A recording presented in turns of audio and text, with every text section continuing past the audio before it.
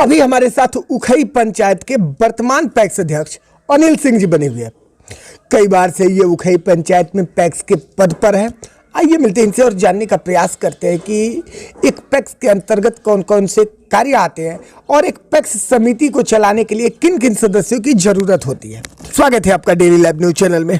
मान लीजिए कि हम लोगों को पैक्स में कार्य योजना की बात की है जी, तो हम लोगों को होता है कि कार्यकारिणी सदस्य होते हैं, जी, ठीक है ना।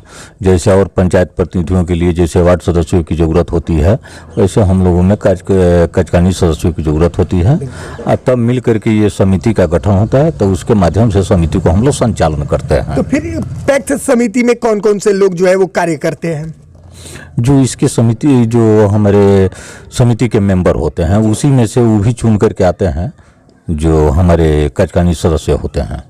बिल्कुल। तो कार्यकारिणी के सदस्य और अध्यक्ष जो होते हैं किस तरह से अपने दायित्वों का निर्वहन करते हैं? जो भी हमारी सहकारिता का जो कार्य योजना होता है उसको हम लोगों को जो समिति होती है वो लोग जो है उसको पालन करते हैं कि जो भी सरकार का कार्य योजना आता है किसान हित के लिए वो कार्य योजना करते हैं। बिल्कुल। तो जो कार्यकारिणी के सदस्य होते हैं उनकी क्या भूमिका होती है पैक्स के समिति में और पंचायत में? उन लोगों को समिति का संचालन जो भी कार्य योजना तैयार किया जाता है तो उसमें जो है आपस में मिलकर बैठक करके उसको जो भी कार्य योजना प्रस्ताव पारित किया जाता है उसी के अनुसार काम किया जाता है पैक्स में। बिल्कुल। अध्यक्ष का क्या दायित्व होता है? उस सबको मैंने जो भी पैक्स से का दायित्व है कि अपने कार्यकारिणी को बताए और कार्यकारिणी के माध्यम से अपने जो है किसानों को योजना के बारे में जानकारी दें, जो किसान उससे जो सरकार की योजना है उससे लाभान्वित हों। बिल्कुल। पैक्स प्रबंधक भी होते हैं पैक्स में, तो पैक्स प्रबंधक का क्या दायित्व होता है? पैक्स प्रबंधक का दायित्व वही होता है पैक्स को संचालन करना, जो भी खाता बही का काम जो होता है वो पैक्स प्रबंधक के जिम्मे होता है। आपने बताया कि किसानों को लाभान्वित करते हैं पैक्स अपने कार्यों से, तो कौन कौन से कार्य आते हैं पैक्स के अंतर्गत?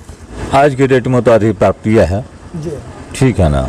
अधिप्राप्ति भी है तो उसके बावजूद जो अब जितना सरल तरीका से होता है सरकार का जैसा निर्देश होता है उसके हिसाब से आदमी जो है उसका अधिप्राप्ति का कार्य करता है, जो हमारे किसान को जो समय से उसका धान जो है बिचौलियों के हाथ न जाए।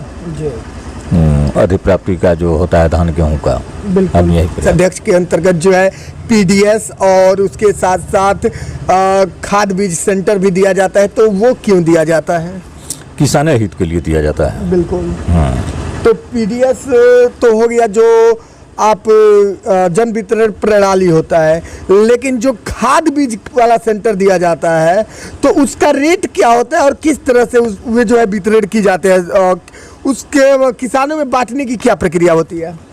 किसानों को तो कहने का मतलब कि देखिए खाद व्यवसाय जो भी आज के डेट में हुआ, जो हम लोगों को पहले जो सोसाइटी का ही जो है इफको कंपनी का खाद आता था, ठीक है ना। हाँ, इफको का वो सोसाइटी है, तो उसके माध्यम से हम लोगों को हर पैक्स में दिया जाता था। तो आज के डेट में कुछ प्रक्रिया उसका टेढ़ा हो गई, इसके वजह से आज के डेट में हम देखते हैं कि जो है वो भी मान लीजिए कोई भी अपना सोसाइटी बनाया है तो बिजनेस के पर्पज लगाया है तो अपना बिजनेस के हिसाब से प्राइवेट में भी कर दिया। तो अब पैक्स को मान लीजिए कि देता नहीं है, पैक्स का रेट लगेगा सीमांत तो लगेगा छपरा, तो लाने में तो महंगा पड़ेगा, तो हमारे किसान को महंगा पड़ेगा। अब भाड़ा तो किसी के घर का है नहीं परिवहन, तो इसके वजह से जो है खाद व्यवसाय का काम जो है बहुत कम हो गया समिति में। बिल्कुल। साथ साथ देखा जाता है कि पैक्स अध्यक्ष के अंतर्गत और पैक्स समिति में जो है tractor, trolley, rotavator, cultivator, harvester और अन्य कृषि यंत्र, कृषि उपकरण दिए जाते हैं, तो वो क्यों मिलता है? वो अपने किसान हित के लिए दिया जाता है समिति में कि किसानों को जो है उसका जो है जो प्राइवेट से मिलता है उसका रेट कम हो कि किसान को उससे फायदा पहुंचे।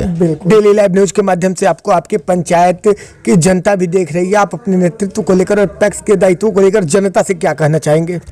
जनता से क्या, जो भी हमारे पास मान लीजिए कि हम लोगों को पैक्स में कार्य योजना अगर मिलता है तो अपने जनता को जो है प्रयास करते हैं कि उसका लाभ जो है जनता तक हर किसान को मेरी तरफ से मिले। आपको जनता से क्या उम्मीदें हैं? जनता को मान लीजिए कि हम लोगों को अगर जनता चुन करके अगर भेजती है तो जनता को उसको हम लोगों को कार्य से निर्वहन करना है कि हाँ हमसे उम्मीद है वो जनता को कि उसको लाभ मिले। बिल्कुल। चलिए जी, डेली लाइव न्यूज चैनल से जुड़ने के लिए और अपना कीमती समय देने के लिए बहुत बहुत धन्यवाद आपका। आपके चैनल को मेरे तरफ से बहुत बहुत धन्यवाद।